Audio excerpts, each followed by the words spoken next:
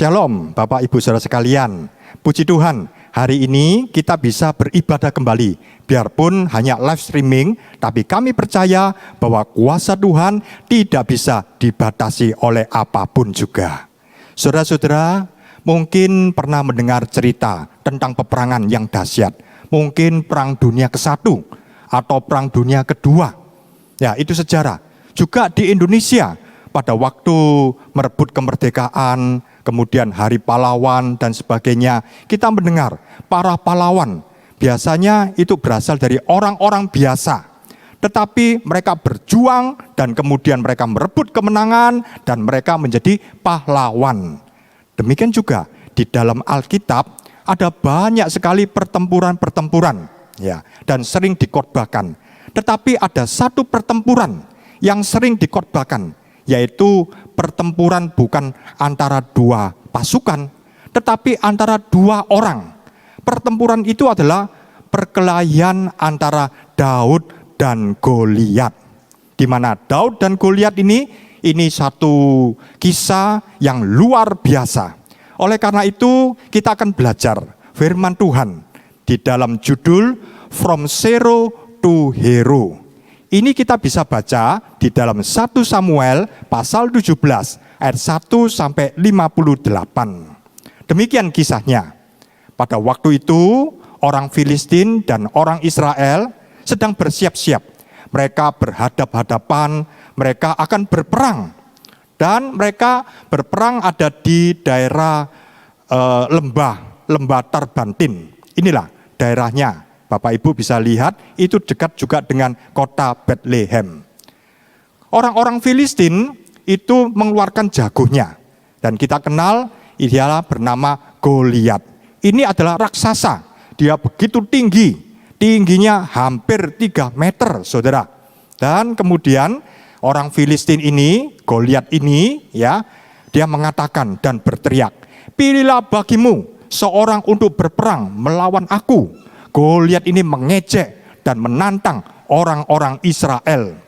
Goliat ini diperlengkapi dengan senjatanya, baik itu ketopongnya, baik itu pedangnya yang besar, tombaknya juga, penutup kakinya, bahkan dia punya perisai yang besar. Bahkan perisai itu diangkat oleh satu orang khusus, saudara. Luar biasa. Kemegahan Goliat itu begitu hebat, saudara. Dan kemudian Goliat ini bukan hanya melakukan satu kali, tapi melakukan 40 hari. Pagi dia keluar, dia berteriak-teriak, dia menantang. Orang Israel ketakutan dan lari. Dan kemudian sorenya lagi, Goliat berdiri lagi dan berteriak-teriak mengejek orang Israel. Demikianlah dilakukan selama 40 hari. Orang Israel tidak ada yang berani maju menerima tantangan daripada Goliat ini. Goliat mengatakan, "Pilih satu orang dari antaramu. Kami akan bertempur, berkelahi 1 lawan 1. Siapa yang kalah? Kalau kami kalah, kami jadi hambamu. Tapi kalau engkau kalah, maka semua orang Israel menjadi hambaku." Inilah tantangan daripada Goliat. Kemudian di kota Bethlehem. Di kota Bethlehem ada Bapak Isai. Bapak Isai ini punya 8 orang anak. 3 anak pertamanya yang tertua sedang bertempur bersama dengan Saul di medan perang. Sedangkan anak yang bungsu bernama Daud bersama dengan dia. Kemudian Bapak Isai ini mungkin memikirkan keselamatan dari anak-anaknya. Bapak Isai juga memikirkan bagaimana ya tentara orang Israel. Apakah menang, apakah kalah. Lalu Bapak Isai menyuruh Daud untuk pergi ke medan pertempuran, untuk membawa roti, keju, dan gandum, untuk mencari kabar bagaimana kakak-kakaknya. Ketika itu Daud pagi-pagi berangkat menuju ke medan perang. Dan ketika sudah sampai di medan perang, Daud sukacita. Kenapa? Ketemu dengan kakak-kakaknya. Mereka semua selamat. Tetapi atmosfer di medan pertempuran, orang-orang ketakutan. Mereka ketakutan. Kenapa? Ternyata keluarlah Goliat. Pada hari ke-41 ini, Goliat menantang lagi. Dia berkata, pilihlah bagimu seorang untuk berperang melawan aku. Kemudian Daud mendengar tantangan Goliat ini. Kemudian sampailah Daud dibawa oleh pasukannya menuju ke Raja Saul.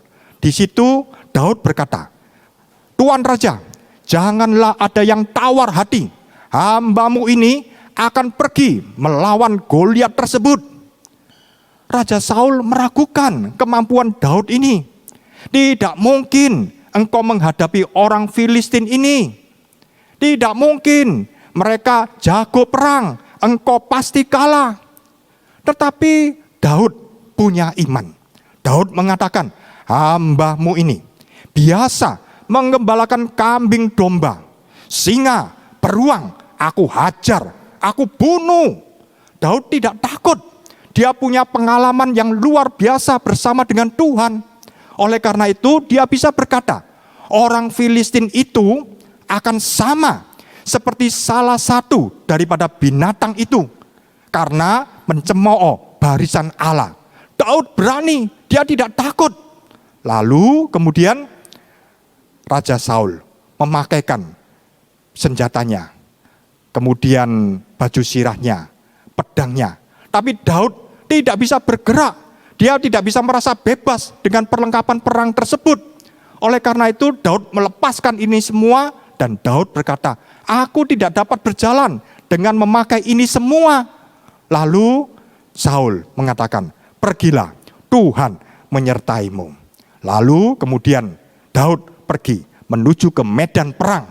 Dia hadapi Goliat. Ketika Goliat melihat Daud, apa yang terjadi? Goliat marah. Dia mengatakan, aku akan memberikan dagingmu kepada burung dan kepada binatang. Tapi Daud tidak marah, Daud tidak takut. Kemudian Daud memasang batu ke ali-alinya. Dan Daud maju dengan iman. Sebab di tangan Tuhanlah pertempuran. Dan ia pun menyerahkan kamu ke dalam tangan kami. Daud berlari menuju ke Goliat. Dia tidak takut. Dan kemudian dia pasang ali-alinya dan dia putar dan dia lepaskan. Apa yang terjadi, saudara? Itu batu melesat dari umban Daud. Dan kemudian kena persis di dahinya. Dan kemudian batu itu masuk dalam dahinya Goliat. Goliat roboh, Daud menang. Dan kemudian orang-orang Filistin ketika lihat jagoannya mati, roboh. Kemudian orang-orang Filistin lari ketakutan. Dan sekarang gilirannya orang Israel. Orang Israel berlari mengejar, mengalahkan orang Filistin. Terus dikejar sampai pintu gerbang Ekron dikejar. Hari itu orang Israel mengalami kemenangan yang luar biasa. Ketika pasukan Israel pulang, mereka disambut dengan sukacita oleh rakyatnya. Dan kemudian perempuan-perempuan bernyanyi semuanya. Perempuan-perempuan bernyanyi, Saul mengalahkan beribu-ribu musuh. Tetapi Daud berlaksa-laksa. Wah, orang-orang senang. Daud adalah pahlawan. Daud adalah juru selamat bagi orang Israel pada waktu itu. Demikianlah kisah yang menarik itu. Ini Daud, ini orang biasa. Tapi dia menjadi orang yang luar biasa. Daud ini asalnya bukan apa-apa. Dia asalnya zero. Tapi dia menjadi hero. Bersama dengan Tuhan, dia melakukan perkara-perkara yang besar. Pada sore hari ini, kita akan melihat kunci rahasia kemenangan. Sebab kunci ini di dalam firman Tuhan menjadi kunci kemenangan kita juga. Kita pada hari-hari ini dalam perjalanan hidup kita pasti menghadapi juga Goliat-Goliat dalam kehidupan ini. Begitu banyak. Istimewa hari-hari ini. Seluruh dunia sedang menghadapi Goliat wabah COVID-19. Di seluruh dunia. Belum lagi masalah PHK, kelesuan ekonomi. Banyak kemudian yang kekurangan keuangan, kesulitan dan sebagainya, rumah tangga yang rusak dan sebagainya. Hari-hari ini umat manusia sedang menghadapi Goliat-Goliat yang luar biasa. Kalau Daud menang, kita pun juga menang. Rahasia kemenangan Daud juga menjadi rahasia kemenangan kita. Oleh karena itu ada 5 pokok. Ada 5 pokok yang akan kita pelajari. Yang pertama adalah Daud menang atas diri sendiri. Pokok yang pertama ini, Daud menang atas diri sendiri. Kenapa? Sebab Daud itu bisa merasa dibeda-bedakan. Ketika Nabi Samuel datang mencari calon raja pengganti Saul, Nabi Samuel datang ke rumah Isai, dan kemudian Bapak Isai mempersiapkan anak-anaknya semua, ke-7 anaknya dipersiapkan. Karena menurut Bapak Isai, pasti di antara 7 itu ada yang diurapi menjadi calon raja. Tapi ketika itu ya disodorkan anak pertama yang bernama Eliab. Nabi Samuel pun juga berpikir, wah ini calon raja ini. Wah ini cocok jadi raja ini. Ternyata Nabi Samuel salah tebak. Anak kedua pun demikian, anak ketiga, terus sampai anak ke-7. Ternyata dari 7 anak ini tidak ada yang dipilih oleh Tuhan, saudara. Dia di mana Daud? Daud ternyata tidak masuk nominasi. Daud ada di padang menggembalakan domba. Daud bisa merasa dibeda-bedakan. Kenapa? Kakak-kakakku menjadi kandidat calon raja. Tapi aku di padang bersama dengan domba-domba ini. Daud bisa merasa demikian, saudara. Dia bisa merasakan, ya wes nasib seperti ini. Tapi Daud tidak mau mengasihani dirinya sendiri. Manusia bisa membeda-bedakan. Pemimpin bisa membeda-bedakan. Bahkan orang tuanya Daud bisa membeda-bedakan.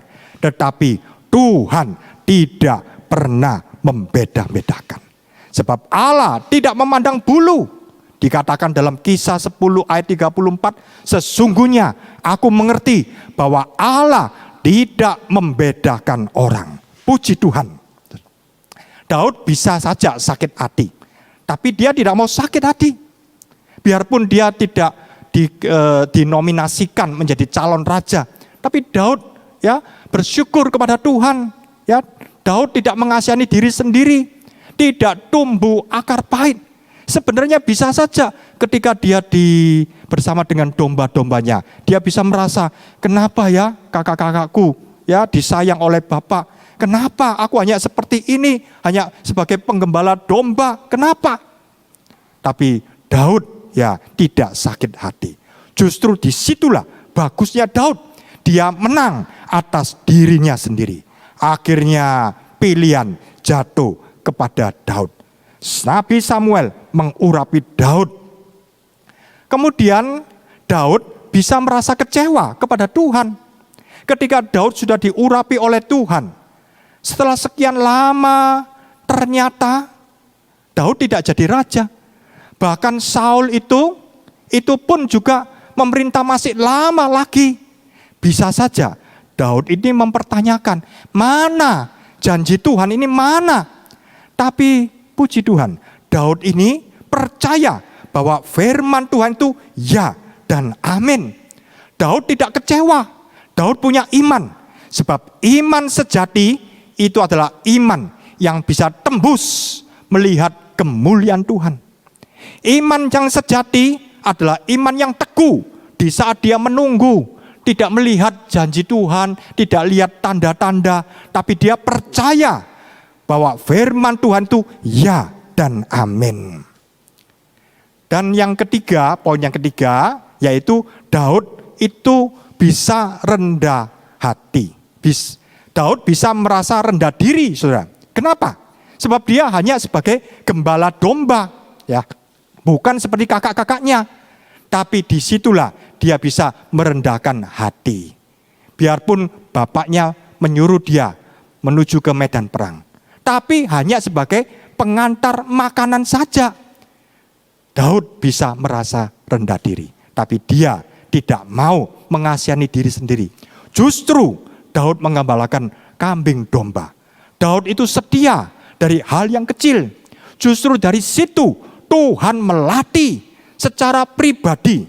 Dia bisa mengalahkan beruang, dia bisa mengalahkan singa.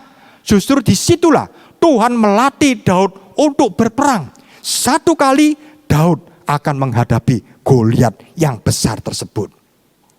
Daud menang atas dirinya sendiri. 3 poin, Daud menang atas diri sendiri. Dia tidak mengasihani dirinya sendiri. Kemenangan atas diri sendiri ini merupakan awal dari kemenangan-kemenangan berikutnya. Kalau satu orang sudah kalah di dalam hal ini, maka dia tidak bisa melihat kemenangan-kemenangan berikutnya, saudara. Karena itu pastikan saya, saudara, menang atas diri sendiri. Jangan ngeresulo bahasa Jawanya, mengasihani diri sendiri. Aduh, sudah nasibku seperti ini. Dari dulu miskin, tidak pernah bisa maju. Aduh, susah, keluargaku berantakan, macam-macam, saudara. Kalau kita bisa menang, maka kita akan melihat kemenangan-kemenangan berikutnya. Yang kedua, saudara, Daud menang atas intimidasi. Ketika Goliat menantang, maka semua orang Israel menjadi takut. Ada atmosfer ketakutan. Tapi ada 3 poin. Poin yang pertama adalah senjata iblis itu adalah intimidasi. Goliat keluar dan dia dengan suaranya yang keras dan dia tantang orang Israel. Demikian juga suara ketakutan ini. Ini seperti jerat. Di dalam Amsal 29 ayat 25 dikatakan takut kepada orang mendatangkan jerat. Tetapi siapa percaya kepada Tuhan dilindungi. Karena itu kalau satu orang takut, maka itu sebenarnya sudah kalah, saudara. Jangan takut, saudara. Biarpun hari-hari ini kita mendengar suara virus COVID-19, wabah di mana-mana, begitu menakutkan, saudara. Di Indonesia sudah tembus 60.000, 70.000, menakutkan, saudara. Ini seperti suara Goliat. Dan kalau Bapak Ibu ya pelajari membaca dalam firman Tuhan, itu orang Filistin di bukit sebelah sini, orang Israel di bukit sebelah sana, dan di tengah-tengahnya ada lembah. Itu Goliat berteriak, dan ketika suaranya yang keras itu, maka suaranya itu akan terpantul-pantul, saudara, menggaung, menggema. Demikian juga hari-hari ini ada gema, ada gaung yang membuat orang-orang seluruh dunia menjadi takut. Kalau sudah takut, maka kekuatan ini menjadi lemah dan akhirnya kalah. Amsal 24 ayat 10 mengatakan, jika engkau tawar hati pada masa kesesakan, kecillah kekuatanmu. Karena itu jangan takut terhadap intimidasi iblis. Suara Goliat memang bisa membuat gemetar, membuat takut. Tapi orang yang takut itu sebenarnya adalah iman negatif. Saya ulangi, orang yang takut itu sebenarnya juga beriman, tapi iman yang negatif. Akhirnya terjadi dalam hidupnya. Ayub pasal 3 ayat 25 mengatakan, karena yang kutakutkan, ini iman negatif, saudara. Itulah yang menimpa aku, dan yang kucemaskan, khawatir, saudara, takut, saudara. Ini iman negatif. Itulah yang mendatangi aku. Karena itu jangan mau kalau ada ketakutan, pergi dalam nama Tuhan Yesus, saudara. Jangan mau kalau iblis sudah tembakan ketakutan 1-0, maka ada 2-0, ada 3-0. Akhirnya orang percaya menjadi kalah. Tapi kalau kita usir dalam nama Tuhan Yesus, bersama dengan Tuhan, saya sanggup melakukan perkara-perkara yang besar. Jangan mau iblis tembakan sampah-sampah, ketakutan, kekhawatiran, saudara. Aduh, besok bagaimana? Aduh, pekerjaanku seperti apa? Aduh, jangan-jangan aku nanti kena corona, saudara, macam-macam. Kita patut menjaga, kita patut waspada. Tapi sisanya kita serahkan kepada Tuhan, saudara. Sebab Tuhan yang melindungi saya, Tuhan yang melindungi saudara. Puji Tuhan, saudara. Yang kedua poin ini adalah senjata manusia itu terbatas. Saul orangnya tinggi. Di antara orang Israel dia paling tinggi, saudara. Fisiknya tinggi, jabatannya juga tinggi. Seharusnya Saul lah yang harus menghadapi Goliat. Tapi Saul takut, saudara. Anaknya namanya Yonatan. Yonatan ini pernah jadi pahlawan iman. Yonatan pun juga takut, saudara. Eliab, kakaknya Daud. Ini pasukan elit daripada Saul. Tapi dia juga tidak berani, saudara. Melihat besarnya Goliat. Dia tidak mau nanggung resiko, sudah pasti kalah. Maka 3.000 tentara orang Israel juga gemetar. Mereka takut, saudara. Inilah, kadang-kadang orang mengatakan, ya saya punya jabatan tinggi, saya punya deposito banyak, saya punya kepandaian macam-macam. Itu semua tidak salah, saudara. Tapi senjata manusia itu terbatas. Di dalam Mazmur 33 ayat 16-17 dikatakan, seorang raja seperti Saul tidak akan selamat oleh besarnya kuasa. Seorang pahlawan seperti Yonatan dan Eliab tidak akan tertolong oleh besarnya kekuatan. Kuda, ini perlengkapan perang, saudara, adalah harapan sia-sia, kata firman Tuhan, untuk mencapai kemenangan. Yang sekalipun besar ketangkasannya tidak dapat memberi keluputan. Seringkali orang berharap, saudara, dengan macam-macam teknologi. Itu tidak salah, saudara. Kemajuan kedokteran bagus, itu semua bisa dipakai. Tetapi, saudara, jangan mengandalkan itu. Itu semua boleh dipakai, saudara. Kita mungkin minum vitamin, saudara. Kita menjaga kebersihan semua. Tapi jangan diliputi oleh ketakutan, saudara. Jangan berharap kepada hal-hal yang nampak ini. Sebab dalam Yeremia 17 ayat 5-6 dikatakan, terkutuklah orang yang mengandalkan manusia. Apa itu? Mungkin uangnya banyak, kekayaannya, jabatannya. Dia mengandalkan itu semua. Tuhan katakan itu sia-sia, bahkan terkutuk di hadapan Tuhan. Kita memakai senjata Allah. Sebab senjata Allah itu adalah tidak terbatas. Yang percaya katakan amin. Firman Tuhan itu pedang roh. Firman Tuhan yang kita baca itu menjadi hidup. Roh Kudus bekerja luar biasa. Kuasa Tuhan itu adalah kuasa yang tidak terbatas. Tidak ada yang mustahil bagi Tuhan. Mungkin kita sedang menghadapi musuh yang besar seperti Goliat.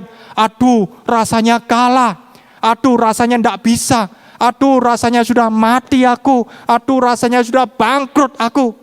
Tapi kalau kita percaya Tuhan akan bekerja dalam hidup saya, dalam hidup saudara, tidak ada yang mustahil bagi Allah kita yang luar biasa. Yang percaya katakan amin. Saudara-saudara, Goliat itu setiap pagi dan petang berdiri dan berteriak-teriak. Goliat menteror orang-orang Israel. Dan orang-orang Israel menjadi takut.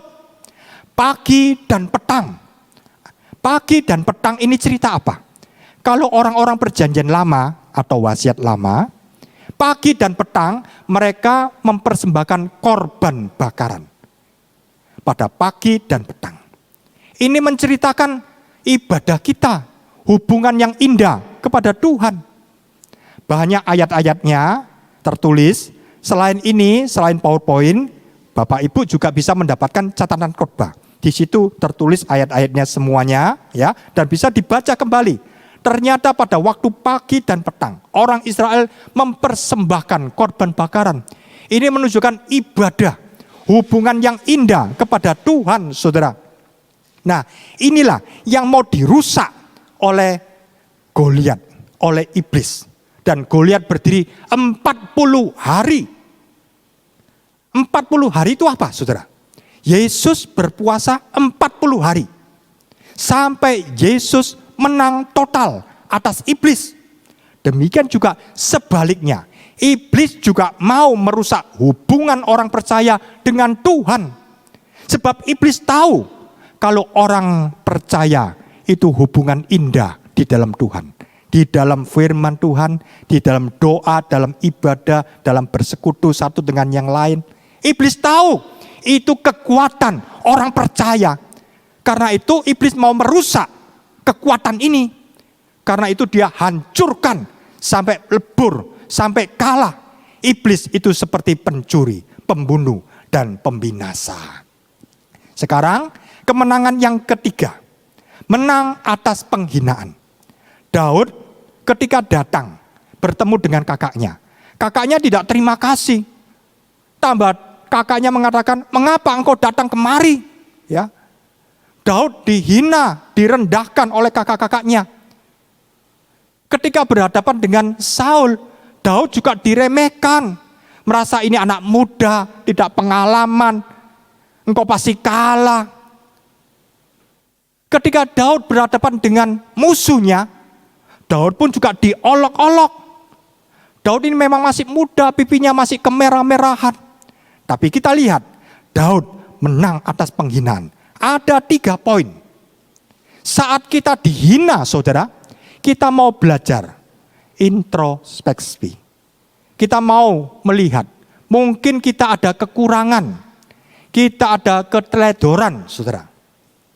Kalau kita seorang pemenang, saudara, ini adalah orang yang berani untuk introspeksi. Melihat, kalau memang kita salah, ya kita perbaiki. Kadang-kadang ada orang yang menghina kita. Siapa tahu, mungkin kalimatnya benar, saudara. Sudah menunjukkan kesalahan kita, kekurangan kita, kemalasan kita. Kita terima, saudara. Kita terima kasih kepada orang tersebut. Mungkin penyampaiannya seperti orang menghina. Tapi kita, saudara, jangan marah, saudara. Justru kita terima kasih, kita mau perbaiki. Kalau toh pun kita dihina, saudara, dan ternyata kita periksa, kita tidak seperti yang dikatakan, ya sudah, kita tidak perlu marah, saudara. Daud ini orangnya mau untuk dikoreksi, terus diperbarui. Daud ini orangnya lembut.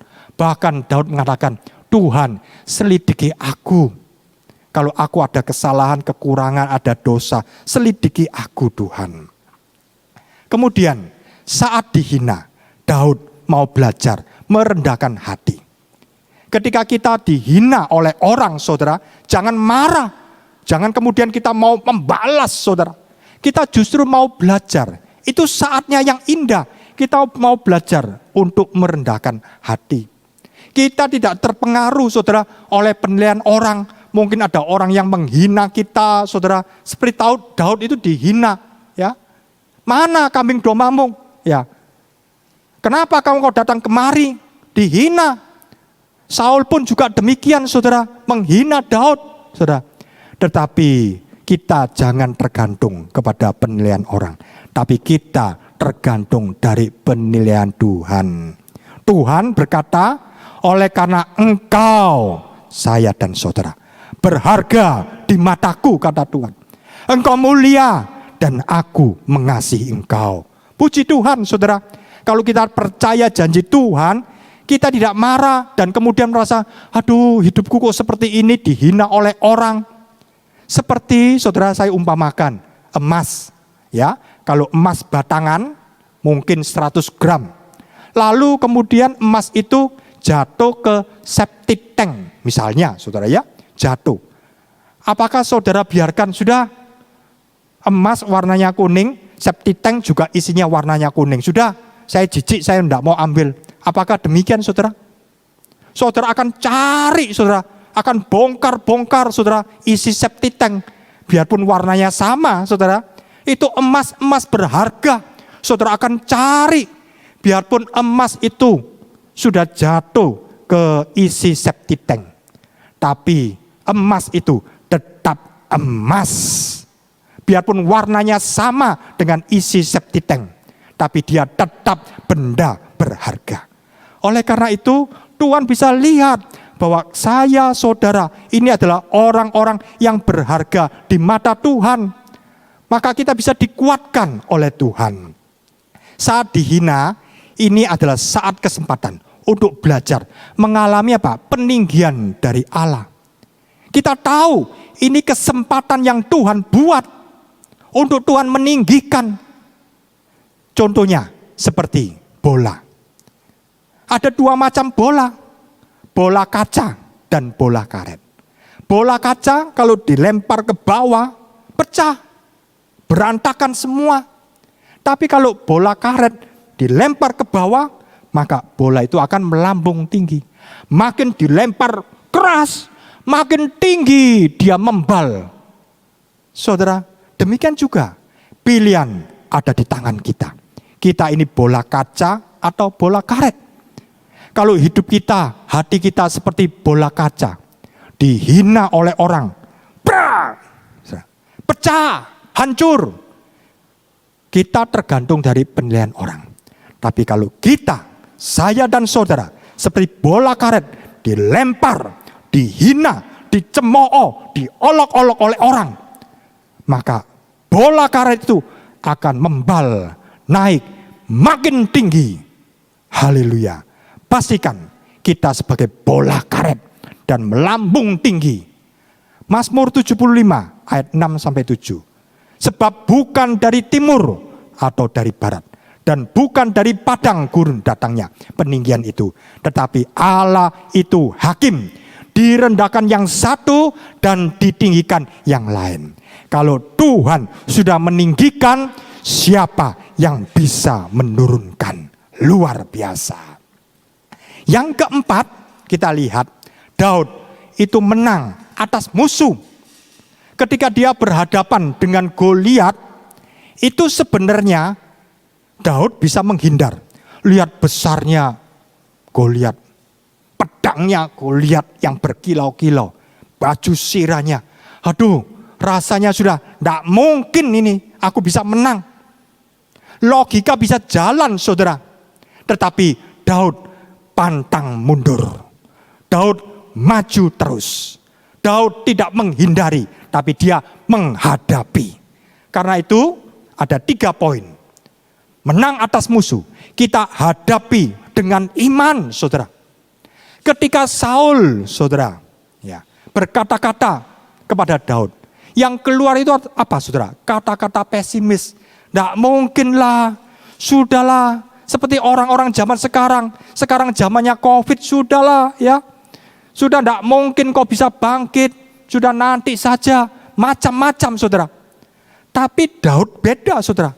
Daud bisa mengeluarkan kata-kata iman.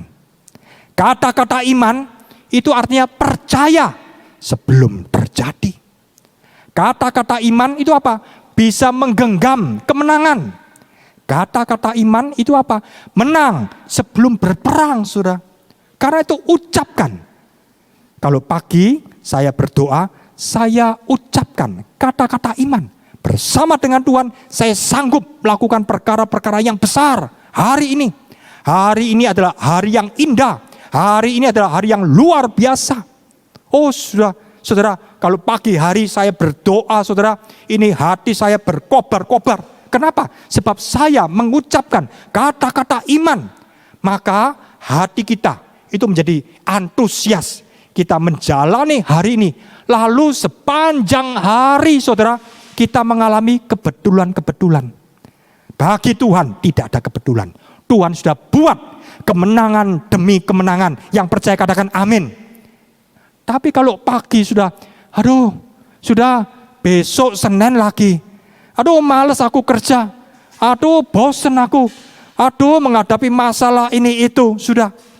Kalau di pagi hari orang sudah kalah, maka sepanjang hari orang itu juga kalah.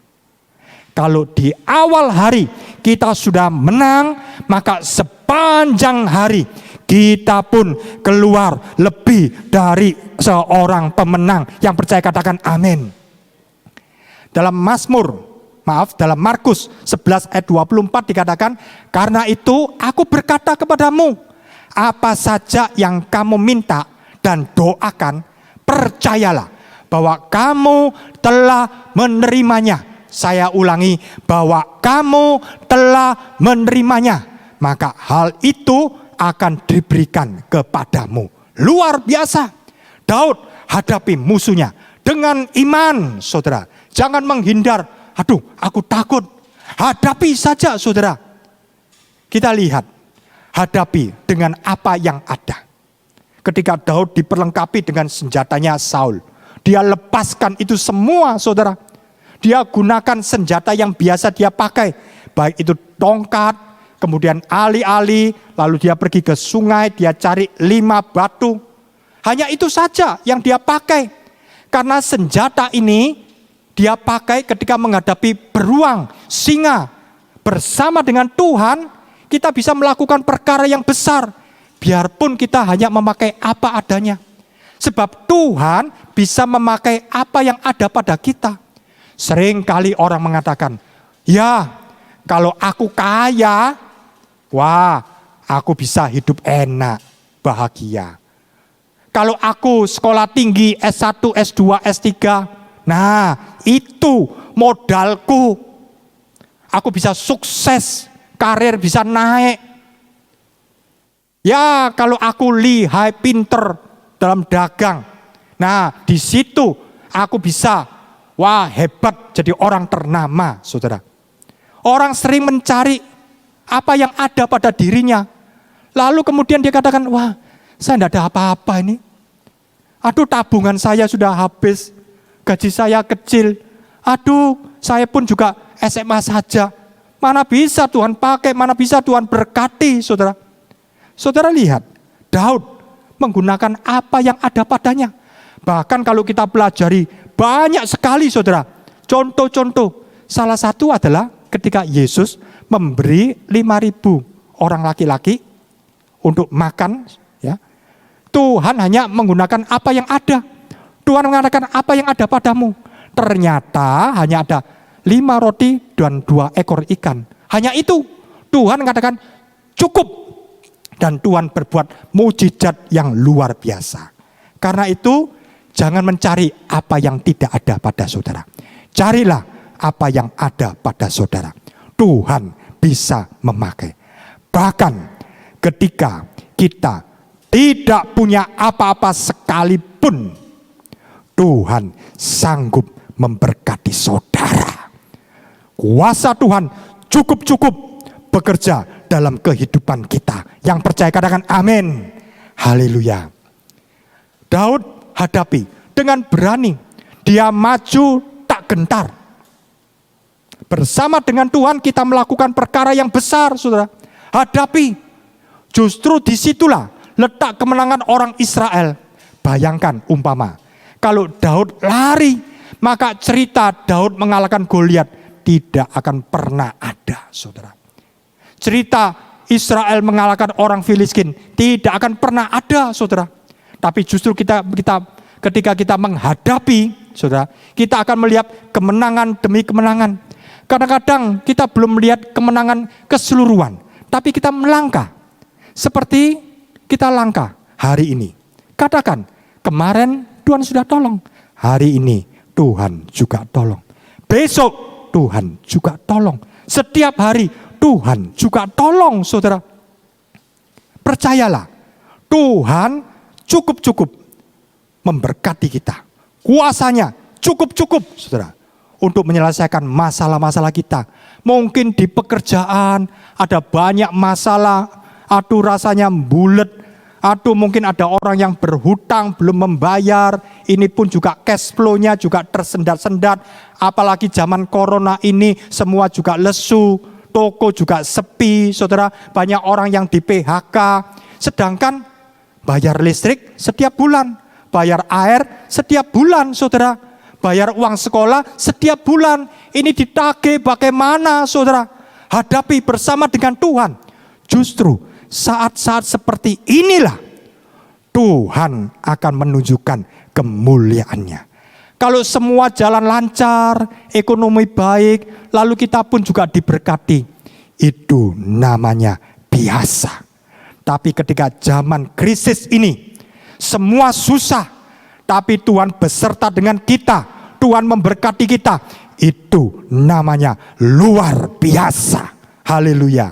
Karena itu saudara, inilah kesempatan kita melihat kemuliaan Tuhan yang luar biasa. Haleluya. Kita lihat saudara, yang kelima, menang atas diri sendiri.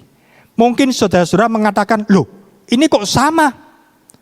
Yang pertama tadi kan menang atas diri sendiri. Sekarang ini kok ada menang atas diri sendiri? Iya, tapi ini beda saudara. Pokoknya sama, menang atas diri sendiri, tapi beda situasi. Yang pertama itu adalah ketika Daud masih belum jadi apa-apa saudara. Tapi Daud menang atas diri sendiri. Tapi yang kelima ini, Daud sudah menang. Dia jadi pahlawan. Tapi dia harus menang atas diri sendiri. Ada 3 poin. Yang pertama saudara, Daud itu rendah hati. Dia bisa mengembalikan pujian kepada Tuhan. Ketika Daud dipuji-puji, orang-orang Israel mengatakan Saul mengalahkan beribu-ribu. Tetapi Daud berpuluh-puluh ribu. Daud bisa sombong, bisa kepala besar. Wah, aku hebat ini. Tetapi Daud tahu ini semua dari Tuhan. Kemenangan itu dari Tuhan. Daud tahu hanya Tuhan yang layak dipuji, saudara. Kalau kita punya kekayaan, kepandaian, kita punya pelayanan, kita kembalikan kepada Tuhan. Roma 11 ayat 36 mengatakan, sebab segala sesuatu adalah dari Dia, dan oleh Dia, dan kepada Dia, bagi Dialah kemuliaan sampai selama-lamanya. Orang yang seperti ini adalah orang yang bisa mengerti kemenangan kita, berkat-berkat Tuhan, itu adalah dari Tuhan. Dia tidak berani sombong, saudara. Daud mengembalikan pujian kepada Tuhan. Daud ini orang yang rendah hati, saudara. Kenapa? Sebab dia bisa menerima koreksi. Ketika orang sudah tinggi, saudara, ketika dikoreksi dia tidak mau. Daud mau. Daud bisa menerima masukan Abigail. Hampir saja Daud membunuh Nabal. Tapi karena nasihat Abigail, dia mengurungkan niatnya. Daud bisa menerima teguran yang keras dari Nabi Nathan. Bisa saja Daud, sekarang ini kan aku raja, aku kan pahlawan. Lalu kemudian dia bisa penjarakan Nabi Nathan, atau bunuh, atau macam-macam saudara. Tapi Daud ini rendah hati saudara. Dia mengakui kesalahannya, dia mau bertobat sungguh-sungguh saudara. Ini orang yang rendah hati. Bahkan ketika dia dihina oleh Simei, dia mau menerimanya. Luar biasa, Daud ini orang yang lemah lembut. Kisah pasal 13 ayat 22 mengatakan, Daud ini adalah seorang yang berkenan di hatiku, kata Tuhan, dan melakukan kehendakku. Ketika satu orang mungkin, saudara, sudah naik tinggi, kaya, megah, mapan, pelayanan juga sukses, saudara, lalu bisa sombong. Tapi Daud beda, dia menang atas diri sendiri. Dia rendah hati. Justru ketika dia rendah hati, ini bisa membuat kemenangan jadi langgeng, saudara. Kejayaan ini bisa menjadi awet, menjadi langgeng. Tuhan bisa mempercayai orang yang rendah hati. Bahkan Tuhan bisa mempercayai perkara-perkara yang lebih besar. Sebaliknya, orang yang sombong, saudara, Tuhan akan rendahkan, saudara. Matius 23 ayat 12 mengatakan bahwa barang siapa meninggikan diri, dia akan direndahkan. Dan barang siapa merendahkan diri, ia akan ditinggikan. Karena itu, lewat kemenangan Daud ini, biar kita mau belajar menang atas diri sendiri. Kita mau rendah hati. Ketika kita sudah sukses, kita rendah hati. Ketika kita mungkin diberkati Tuhan dalam pelayanan, dipakai Tuhan luar biasa, kita mau rendah hati. maka Tuhan bisa mempercayai hal-hal yang luar biasa. Kita akan simpulkan ini semuanya, ya. Ada 5 pokok. Pokok yang pertama itu adalah Daud menang atas diri sendiri. Sebenarnya Daud bisa merasa dibeda-bedakan. Daud bisa merasa kecewa dengan Tuhan. Mana janji Tuhan? Daud juga bisa merasa minder, saudara. Tapi Daud ini, saudara, dia menang atas diri sendiri. Tidak kemudian dia sudah hidupku gini aja sudah. Tidak, saudara. Tapi justru dia percaya kepada Tuhan. Biarpun dia ada di padang penggembalaan. Ini adalah masa pengeraman. Saya pakai istilah ini, ya. Ketika Daud ada di padang penggembalaan, ini adalah masa pengeraman. Seperti telur, saudara. Itu dierami. 1 hari, 2 hari, ya tetap telur. Tapi, saudara, di dalam telur itu terjadi pertumbuhan. 1 kali telur itu menetas dan menjadi ayam, menjadi burung Raja Wali. Demikian juga masa stay at home ini, di mana kita lebih sering di rumah, semua aktivitas rasanya ya sudah minim sekali, saudara. Bekerja dari rumah, sekolah dari rumah, ibadat di rumah juga, saudara. Ya, ini seperti masa pengeraman, saudara. Bagi orang dunia yang tidak percaya kepada Tuhan, masa wabah ini masa pengereman. Laju ekonomi direm, pekerjaan direm. Semua mengalami pengereman, saudara. Tapi saat-saat ini kita tidak mengalami pengereman, tapi mengalami pengeraman seperti telur yang dirami. Kalau kita menang nomor 1 ini, maka ada menang nomor 2. Kalau kita kalah di nomor 1 ini, tidak akan pernah ada kemenangan nomor 2, nomor 3, dan seterusnya. Yang nomor 2, saudara, kalau kita sudah menang atas diri sendiri, maka kita harus melewati menang atas intimidasi. Memang setan itu suka menakut-nakuti, saudara. Dan manusia mengeluarkan semua senjatanya. Tapi terbatas. Tapi kita orang-orang percaya mau memakai senjata Allah. Senjata Allah adalah senjata yang tidak terbatas. Dan yang ketiga, saudara, Daud menang atas penghinaan. Justru saat dihina kita bisa periksa diri. Saat dihina ini kita belajar untuk merendahkan hati. Dan saat dihina ini adalah saat-saatnya kita ditinggikan oleh Tuhan. Memang ketika dihina sakit, saudara. Ketika saudara diolok-olok, gengsi kita, saudara, bisa berbicara. Memangnya lu siapa? Gua siapa? Saudara. Rasanya kepingin membalas, saudara. Oh, saya ini tidak kalah kaya, tidak kalah hebat, tidak kalah pintar. Saudara, justru saudara, ketika kita dihina, coba ampuni, berkati, doakan.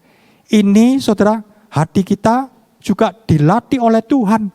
Kalau sudah saatnya pengeraman ini, lalu akan muncul sesuatu yang luar biasa. Dan yang keempat, saudara, ini Daud menang atas musuh. Kalau kita menghadapi musuh-musuh kita, hadapi saja bersama dengan iman, bersama dengan Tuhan.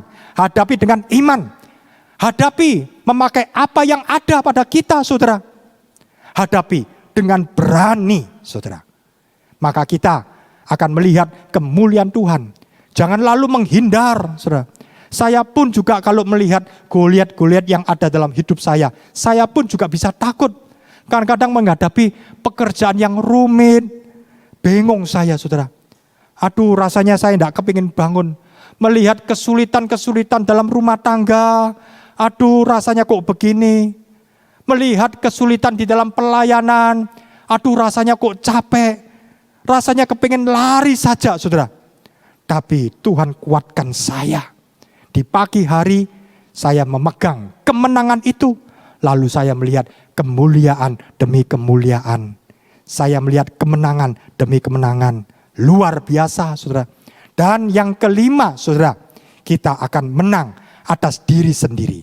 Di mana ketika kita sudah sukses, sudah tinggi, saudara, kita mau tetap rendah hati. Kita kembalikan segala kemuliaan kepada Tuhan. Kita bisa menerima koreksi dari orang-orang yang bertanggung jawab dalam hidup kita. Dan kita bisa membuat ini menjadi langgeng. Kemenangan yang langgeng.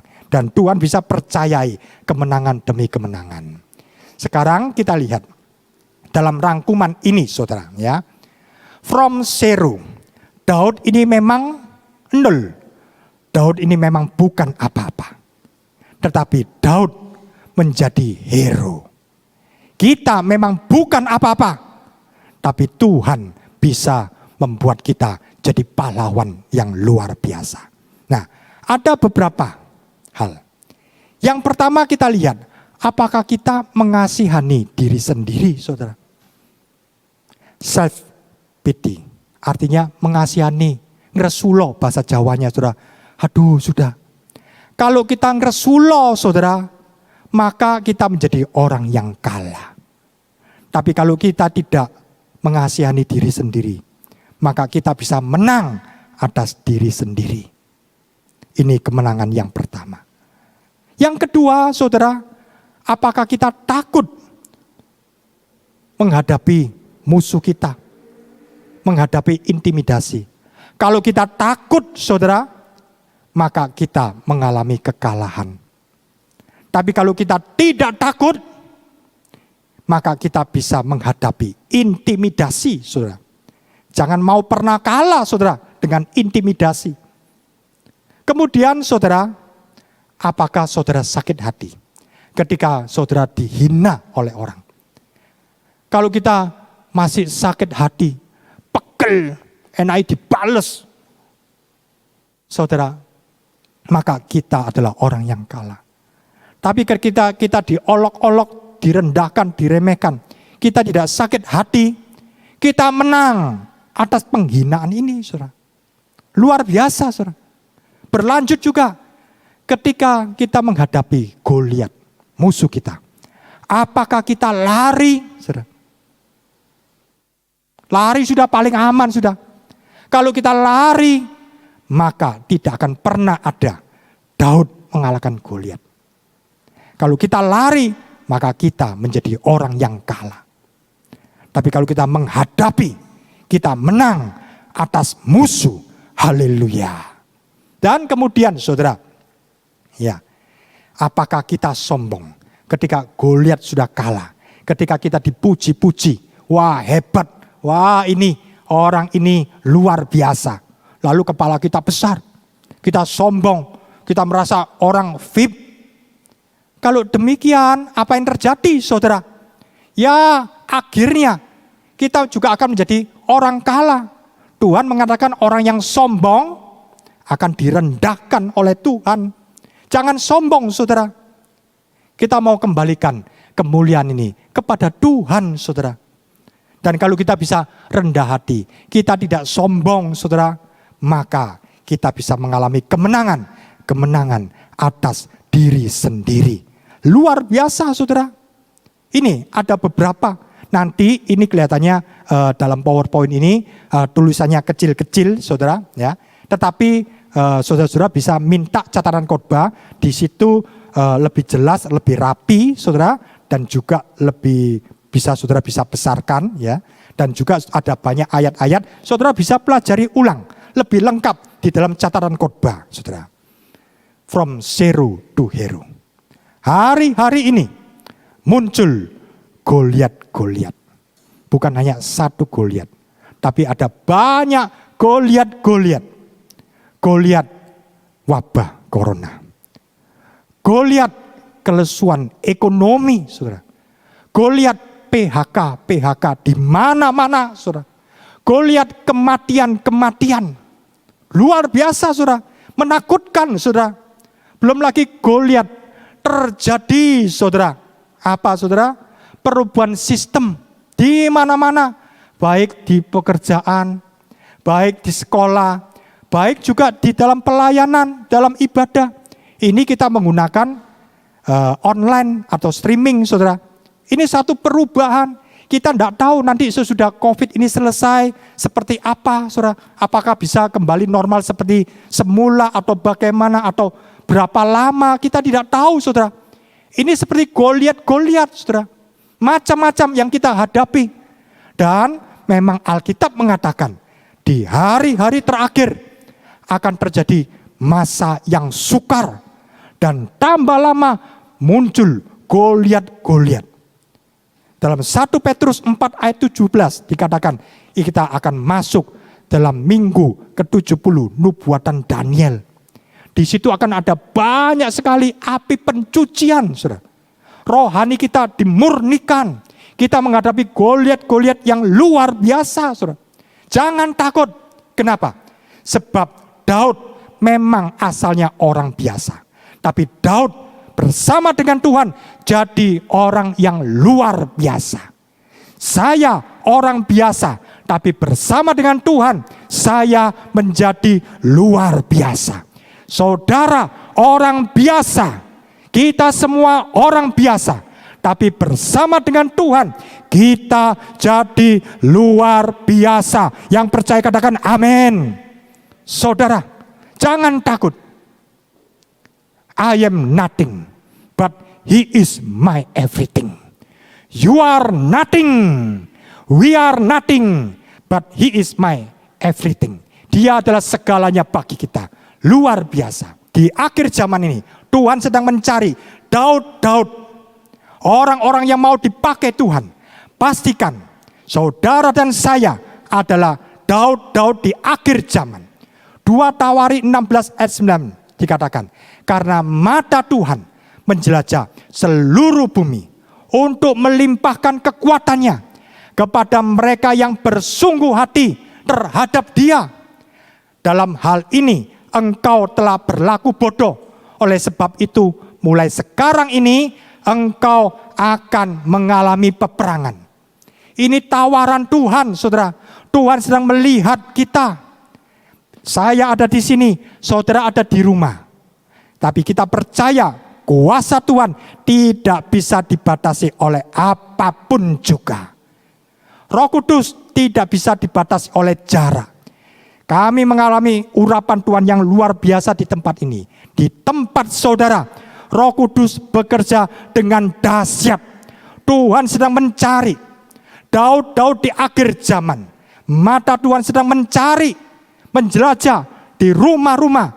Pastikan saudara dan saya adalah Daud di akhir zaman. Tapi sayang, kalau saudara lihat 2 Tawari 16 ayat 9 yang B dikatakan, dalam hal ini engkau telah berlaku bodoh. Berapa banyak orang berlaku bodoh.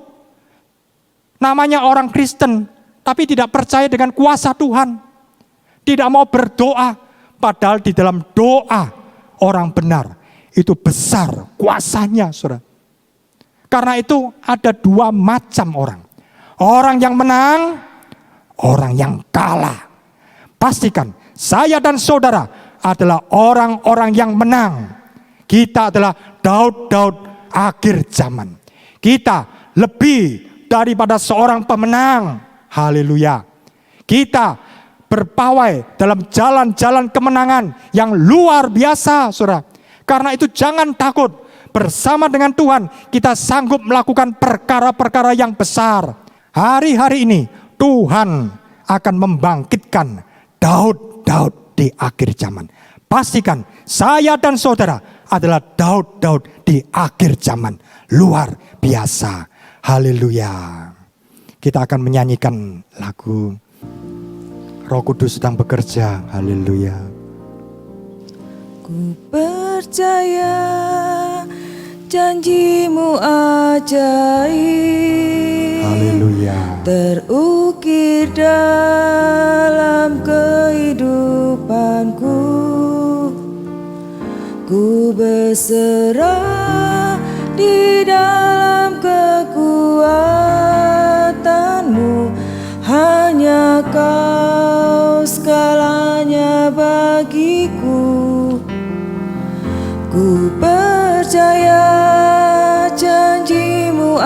ajaib terukir dalam kehidupanku. Ku berserah di dalam kekuatanmu. Ku percaya. Sama-sama kita nyanyikan. Ku percaya janjimu ajaib terukir dalam kehidupanku. Ku berserah di dalam kekuatanmu. Hanya Kau segalanya bagiku. Ku percaya janjimu ajaib terukir dalam kehidupanku.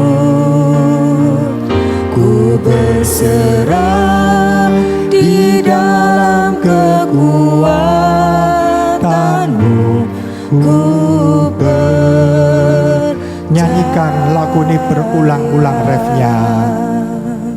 Ku percaya Saudara-saudara, janjimu ajaib. apakah hari-hari ini saudara-saudara sedang menghadapi Goliat-Goliat, masalah-masalah, problem-problem yang menakutkan? Kita sudah belajar rahasia kunci kemenangan Daud mengalahkan Goliat. Kunci ini menjadi kunci rahasia kemenangan kita juga. Saudara-saudara, jangan takut. Hadapi bersama dengan Tuhan. Kita mau menang atas diri kita sendiri. Jangan pernah mengasihani diri sendiri. Saudara harus bangkit. Kerahkan iman saudara. Jangan takut kalau menghadapi intimidasi. Seringkali iblis menakut-nakuti dalam pikiran kita, dalam hati kita. Saudara, bangkit. Saudara kalahkan. Saudara usir segala kekhawatiran, kegalauan, ketakutan, kecemasan. Pergi dalam nama Tuhan Yesus. Saudara, kalau saudara menghadapi penghinaan dari orang-orang, saudara, jangan pernah sakit hati, tapi justru memakai ini kesempatan untuk Tuhan mengangkat saudara tinggi-tinggi. Kalau Tuhan sudah meninggikan, siapa yang bisa menurunkan? Saudara, hadapi musuh saudara. Jangan lari. Mungkin itu penagih hutang. Hadapi. Bicarakan baik-baik. Jangan lari. Punya itikat baik untuk membayar, mencicil, melunasi. Sambil saudara berdoa, Tuhan tolong saya sudah terpuruk ekonomi saya. Tuhan tolong. Jangan justru lari saudara, tapi saudara hadapi bersama dengan Tuhan. Dan kalau saudara sudah mendapat kemenangan, jangan kemudian saudara besar kepala. Kita kembalikan segala kemuliaan kepada Tuhan. Saudara, hari-hari ini Tuhan akan tunjukkan kemuliaan yang luar biasa. Haleluya. Kita akan nyanyikan sama-sama, lalu kita akan masuk dalam doa. Nanti saya akan doakan yang sakit, yang ada masalah. Tuhan akan bekerja dengan dahsyat. Haleluya. Sama-sama. Ku percaya janjimu ajaib terukir dalam kehidupanku.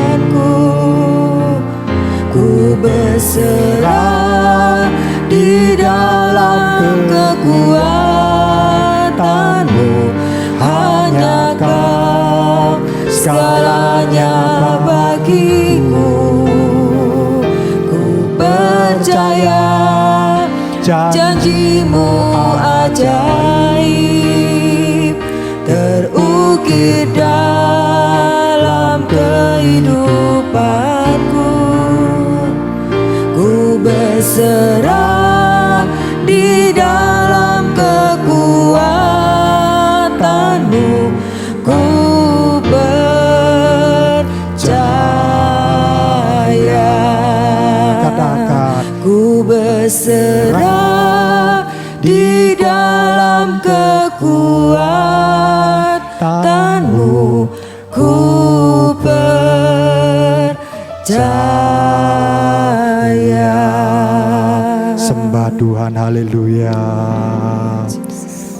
Saudara-saudara, Tuhan bekerja di tengah-tengah saudara. Mungkin ada yang sakit, saudara bisa letakkan tangan saudara di tempat yang sakit. Saya berdoa di tempat ini, kuasa kesembuhan akan bekerja. Kami berdoa seberapa banyak anak-anak Tuhan yang menumpangkan tangannya atas tubuhnya yang sakit. Kami percaya di dalam nama Tuhan Yesus, kesembuhan terjadi. Kesembuhan dalam nama Tuhan Yesus, oleh bilur-bilur Tuhan Yesus. Yang sakit Tuhan sembuhkan. Sakit penyakit tidak berhak tinggal dalam tubuh saudara-saudara semua. Kesembuhan, jadilah sehat, jadilah kuat. Mungkin hari-hari ini saudara merasa takut mendengar berita-berita orang-orang yang kena corona. Saudara mungkin merasa jangan-jangan saya juga kena. Arahkan tangan saudara ke depan.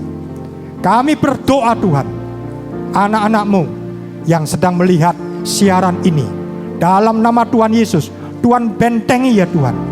Virus corona kami usir dalam nama Tuhan Yesus. Tidak bisa tembus. Benteng Allah adalah benteng yang tebal, tidak bisa ditembus oleh apapun juga. Dalam nama Tuhan Yesus, Tuhan protek. Kami sehat, selalu sehat. Kami tidak perlu sakit dalam nama Tuhan Yesus. Turunkan tangan. Mungkin ada saudara-saudara yang mengalami kesulitan dalam pekerjaan, dalam ekonomi. Angkat tangan. Haleluya. Tuhan, kami berdoa ketika situasi krisis seperti ini, banyak anak-anak Tuhan yang mengalami kesulitan dalam keuangan, dalam usahanya. Tapi kami percaya Tuhan, kuasa Tuhan sanggup memberkati. Dalam nama Tuhan Yesus, Tuhan berkati. Dalam nama Tuhan Yesus, Tuhan beri ide-ide. Dalam nama Tuhan Yesus, Tuhan akan angkat tinggi. Dalam nama Tuhan Yesus, Tuhan buka jendela di langit dan Tuhan sedang mencurahkan berkat-Nya. Terima, terima, terima. Dalam nama Tuhan Yesus. Terima kasih Tuhan. Terima kasih. Kami percaya Tuhan, ketika wabah corona ini, tapi kami melihat kemuliaan Tuhan luar biasa. Memberkati semua yang sudah melayani hari ini. Memberkati anak-anak-Mu Tuhan yang ada di rumah. Memberkati juga setiap kali rekaman ini mulai disiarkan kembali dan dilihat oleh anak-anak-Mu dimanapun berada. Tuhan berkati. Kami percaya Tuhan, kuasa Tuhan sedang menyertai rekaman ini. Dalam nama Tuhan Yesus, kita angkat tangan kita. Biarlah berkat dari Allah Bapa, anugerah di dalam Tuhan Yesus Kristus, persekutuan dalam Roh Kudus, limpah dalam kehidupan kami semua, mulai dari hari ini sampai Maranatha, Tuhan datang kembali. Yang percaya katakan amin. Bapa, terima kasih. Bapa, terima kasih. Bapa, di